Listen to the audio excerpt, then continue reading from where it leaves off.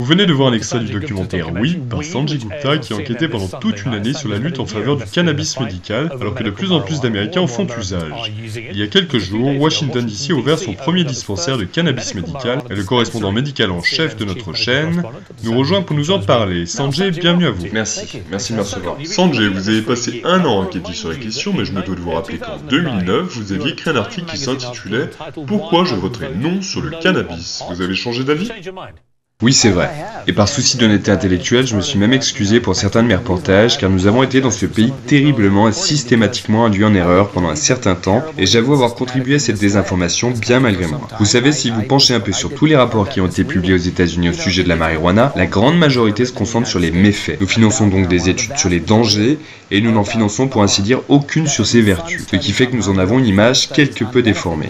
Je n'ai pas regardé assez loin, je n'ai pas assez approfondi, je n'ai pas prêté attention aux laboratoires à l'étranger qui font des recherches incroyables, et je n'ai surtout pas écouté les nombreux patients qui nous disent que non seulement la marijuana fonctionne pour eux, mais que c'est la seule chose qui fonctionne.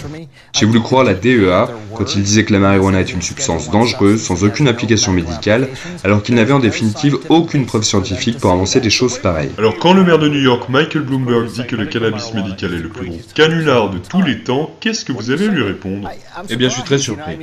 Vous savez, je prête très attention aux allocutions du maire, et je l'écoute donc attentivement. Ça rentre dans le cadre de ce qu'il a pu dire au sujet de l'augmentation de la puissance du cannabis, ce qui est vrai. Cela a effectivement augmenté probablement au cours de ces 10 dernières années, mais je l'encourage vivement à se pencher sur les rapports scientifiques, je les ai encore potassés pour préparer cette émission. La science le confirme, et c'est loin d'être anecdotique, je veux dire, ce n'est plus de l'ordre de la simple conjecture. Pendant longtemps, nous avons ignoré ces rapports, mais vous savez, c'est une drogue qui a été utilisée depuis des millénaires. Dans votre documentaire, oui, vous abordez les effets thérapeutiques du cannabis, et vous avez pu constater qu'ils peuvent, dans certains cas, être vraiment instantanés de façon plutôt spectaculaire. Oui, tout à fait, ça fonctionne, et ça peut en effet fonctionner très rapidement. Mais je vous laisse en juger par vous-même, regardez. Je vous présente Chad Moore, 19 ans. Il utilise une grande variété de différentes espèces de cannabis qui pour la plupart sont à forte teneur en CBD, afin de traiter une maladie très rare qui affecte son diaphragme. C'est ce qui explique pourquoi il parle de cette façon, par à-coups, comme s'il avait le hoquet, comme s'il était incapable de reprendre son souffle. On appelle ça une myoclonie du diaphragme palpitant. Ces palpitations-là, c'est ennuyeux, mais surtout ça devient douloureux assez rapidement, j'imagine. Il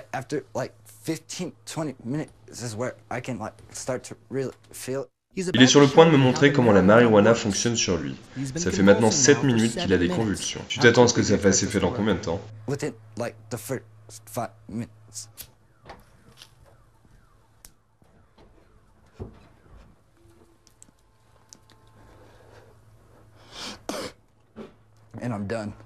Quoi, c'est tout? Cela a pris en fait moins d'une minute. Je dois admettre que c'est vraiment impressionnant. Vous savez, Pierre, s'il avait l'habitude de prendre tellement de médicaments, il y avait une table pleine de pilules en tout genre que les médecins lui avaient prescrit pour sa condition. Et parmi ceux-ci, de l'oxycodone, du Valium, tous ces médicaments qui à haute dose peuvent vite devenir problématiques. Et surtout, ils ne fonctionnaient pas. Les preuves sont de plus en plus évidentes, pour peu que vous soyez disposé à les chercher. Je pense que cette plante est un médicament potentiellement très efficace et qu'on ne lui a pas donné l'attention qu'elle mérite pendant ces 70 dernières années dans ce pays. Je pense que ça peut traiter tout un tas de conditions. Je pense qu'il existe des médicaments qui sont bien plus dangereux, bien plus toxiques, et qui peuvent même tuer, et qui surtout ne fonctionnent pas. Je trouve ça vraiment bizarre pour être honnête. Je pense que c'est inhumain que certains patients ne puissent pas bénéficier de cette option. J'ai rencontré des malades au Colorado qui ont maintenant accès à ce type de traitement, mais ils ne peuvent du coup pas sortir du Colorado. C'est affligeant. C'est irresponsable de la part de la communauté médicale de ne pas pouvoir disposer de ce médicament comme une de leurs options. J'ai des enfants et je ne tiens pas non plus particulièrement à les voir planer avec ça comme ils disent. Mais ce n'est pas la question. Je dis simplement que nous devrions nous occuper des malades et que nous ne devrions pas écarter cette alternative.